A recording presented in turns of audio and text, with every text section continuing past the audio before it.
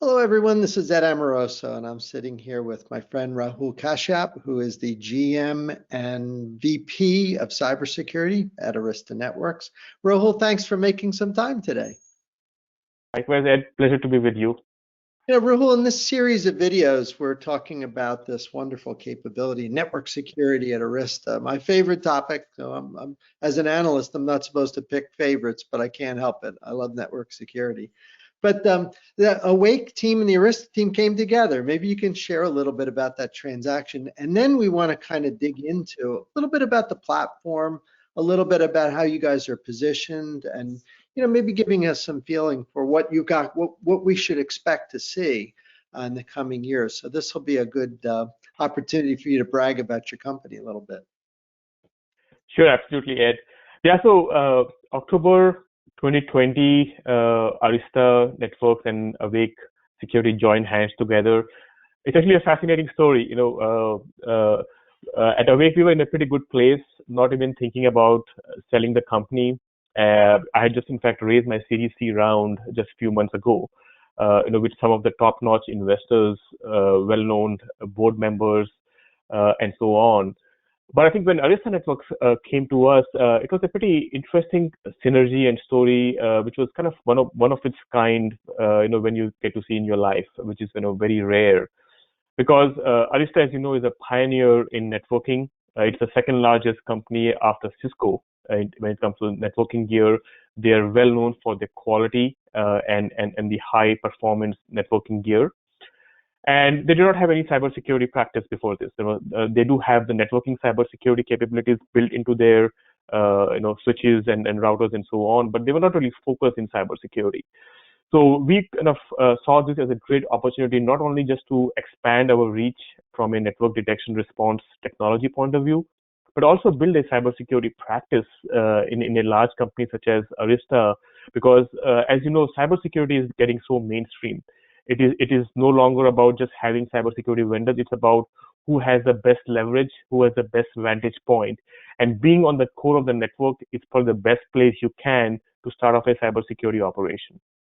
So after talking to the CEO, Jay Sriulal, who's well known in the industry as well, we decided to go ahead with the deal, and it's been over a year now, and it's been a fascinating ride. Even though Arista seems like a really big corporate and a large company, it still operates like a startup. So for us, coming from the startup world, it was a breath of fresh air, and we are thoroughly enjoying the experience. And we have a lot of things we have actually been busy integrating and working on as well. For example, we just announced a partnership with Big Switch Networks, which was acquired by Arista just before Awake. So we are doing a partnership and an integration, tight integration for data centers. So now we have a very specialized cybersecurity capabilities for data centers, for really high-end data centers. And this is the only of its kind in the industry where we can scale more than hundreds of gigs and analyze throughput at that scale.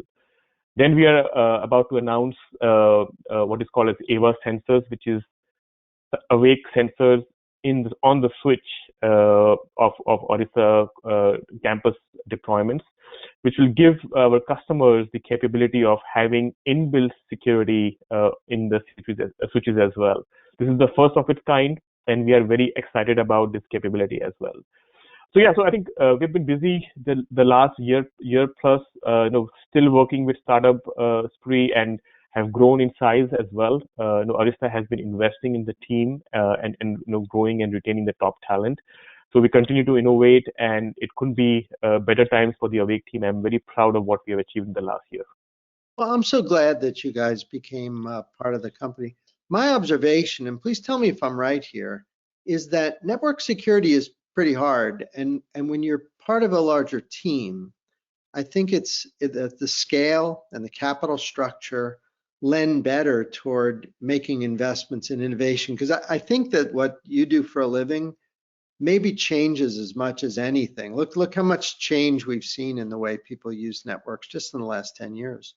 Have these SASE architectures and things that people are shifting to. So have you found the kind of the environment in a larger company more conducive to perhaps making investments? Because that small companies, it's hard to make long-term investments. Larger companies have the capital to do that. Have you found that in the new firm? Absolutely, and that's probably the most exciting thing. We kind of operate like a startup, but at the same time have the power of a bigger company behind us. So it's kind of the best of both worlds. So we have more than doubled the team, R&D team worldwide. Now we have 24/7 operations worldwide as well. As a small startup, we did not have any of that leverage. And not to forget, we have, it's been a pretty tough supply chain issue challenges for a lot of companies in the space as well. But being in Arista, we have also navigated that very effectively.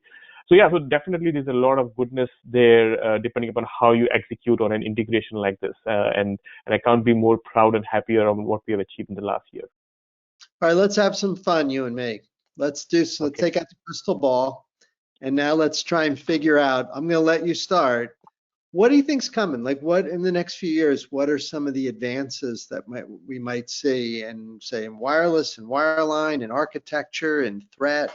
When I'm sure you get asked this, like reporters, that's always their favorite question. People like you, but what? Take out the crystal ball. What do you see coming in the next few years? So in terms of threats or Oh, technologies, your or pick. You can either be in the mood to talk about depressing things like threats or exciting things like new technology. Whatever comes to mind, that's part of the fun yeah, here. What comes to yeah, no, mind? I would say, uh, the from an attacker's point of view, I do see people now targeting users' identities more and more. AI is available not just to the defenders, but also the attackers. So I do see a next wave, which will be far more dangerous and potent in terms of, like for example, I'm already seeing, the whole fake video things which is coming in the market, and it came in a big way during the election time in America. I'm sure this is happening in other places as well. So I would say, the identity and people will be more targeted than ever before. It could be from the network, it could be, through over the phone. There will be different attack vectors for sure, and it will be very tough to safeguard and trust what's really going on. So I think the other big challenge is, kind of where we are going as more and more people adopt the internet and understand the power of internet is I think the biggest challenge will be, how do you trust people? How do you trust the other entity? How do you make sure that it's a verified person you're talking to on the other side of the world, right? Sitting on the internet. So I think that's why people are talking a lot about zero trust, because fundamentally when networks were designed, they were designed with an implicit trust model. Because the whole concept of networking was to collaborate and to talk and to communicate with people. But now with cybersecurity challenges, implicit trust just would not work. You need an explicit trust model. That's why I know you will hear a lot of zero trust as a buzzword in the industry. I'm sure you have heard a lot about it as well. So I think that will be more and more relevant, because now people are building out networking and thinking of networks as they're building out their next generation of networks and so on. And they want to really solve this problem ground up. And how do you establish and build a more, a much more favorable trust network, which is first of all viable, implementable, practical, and at the same time, adds a layer of security without it, without security being an afterthought, right? And this has always been the problem in cybersecurity. Security has always been an afterthought. First you have emails, then you have email security. You have cloud security coming later. So I think now we really have an opportunity to build out something in the future where you can think of security as something as like table stakes. You need to have this to build any form of networking. And I think that is going to be a big challenge for the industry. But at the same time, I believe, with the innovations on the CPU and the capacity to compute, I think a lot of this is possible now, and it wasn't so earlier, even 5 years ago or so. Do you worry about encryption, like end-to-end encryption, making it more difficult to do to collect telemetry? Is it blinding out some aspects of network security for tools? Yes, definitely. I mean, there's nothing better than looking at plain text traffic, which is decrypted. But I think encryption is here. It's here to stay. People are, people respect privacy. They expect to have privacy inbuilt into protocols and networks. So I would say this is just the new world of doing cybersecurity. You have to be equipped. You have to plan and prepare when you build a technology. When you're building a startup or a company, you just have to accept this is how it's going to be, and there'll be more and more encryption. The challenge is how can you build a technology which is kind of going in the opposite direction. If you see, a lot of vendors are still doing TLS decryption and so on. It doesn't scale, first of all. It's clunky, and at the same time, it breaks the entire privacy where there's a major push towards, right? So I believe that the future cybersecurity has to adapt encryption and be smart about encryption without breaking it. So encryption and cybersecurity and these operations cannot be run in siloed. It should be all part and parcel of the same package. Do you see DDoS as being a problem that's here to stay, or do you see some changes in the way volume attacks occur?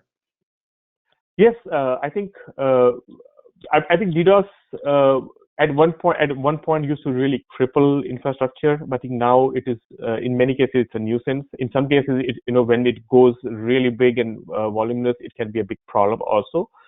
But I think with the elastic capabilities of several DDoS vendors and the innovations on the cloud, the elasticity of the cloud, many of those DDoS attacks can be mitigated. But at the same time, not to forget, there are also very large capacity DDoS attacks which are possible today, which wasn't possible earlier as well. So I would say DDoS will continue because it will continue to. I would say it's more of a speed bump in operations. And I don't see it really going away in the near future. I always worry that we've never really seen an attacker turn the spigot on full for DDoS, meaning an intense attack that doesn't stop. It seems like they always go and they stop. That's been my experience trying to deal with this for 20 True. years. So I worry about it. I always worry when something seems to sort of, to your point, I agree 100% with your characterization. For most teams, it's a nuisance, but I think that's probably a good characterization of network security when it's done right. You get to the point where we've done the controls in a way that allows people to use their network, and it's not crippling. It allows them to innovate, use the thing. Is that a reasonable definition of maybe our goal, just to make security more a nuisance than a crippling problem? Maybe that's the best we can hope for. Yeah, and to be honest, nobody really wants all of this. Nobody wants. I mean, security comes too much in people's ways nowadays, right? So I see average laptops have like 12 agents, 8 agents looking for monitoring for all kinds of things, right? So in some sense, I think the rationalization has to come in play. How do you make security behind the scenes? It should not be at your face and coming in your way, right? So I think that should be always the focus. And that if you really build that architecture and you think as you're building your next cybersecurity venture or company or product, if you have that as a fundamental foundation, then you are much better off because you are really solving a big problem for people in a meaningful manner. Well, Rahul, it's always a delight chatting with you. Keep up the great work and congratulations on such a wonderful transaction for your company. And we'll check in with you again and see what we have. We'll see if our predictions come true in a couple of years. Okay. Thank you, Ed. Yeah. Very nice to connect up. And thanks everyone for watching.